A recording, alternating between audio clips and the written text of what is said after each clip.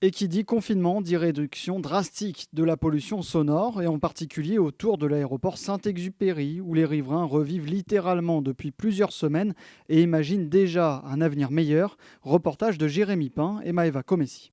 Habituellement, autour de l'aéroport, c'est plutôt ça. Mais depuis un mois, le ciel est vide et le silence s'est installé. Le rêve. Si Jean-Luc Garcia savoure ce moment, c'est parce qu'il est inédit, mais il sait que ce plaisir ne durera pas et que la pollution sonore recommencera dès la reprise des vols de l'aéroport. Alors avec son association de riverains qui milite depuis 1972, il veut profiter du confinement pour réfléchir au jour d'après.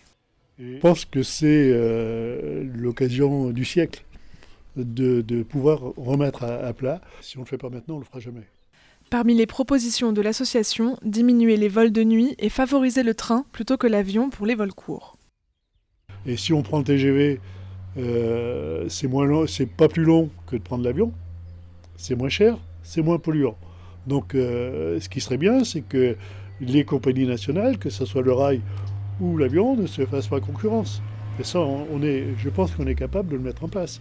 En plus de la pollution sonore, c'est aussi la question environnementale qui le préoccupe. Pour lui, il faut mener une réflexion globale. La tendance au circuit court dans le secteur alimentaire doit aussi s'appliquer aux loisirs et au tourisme pour limiter le nombre de vols et la pollution atmosphérique.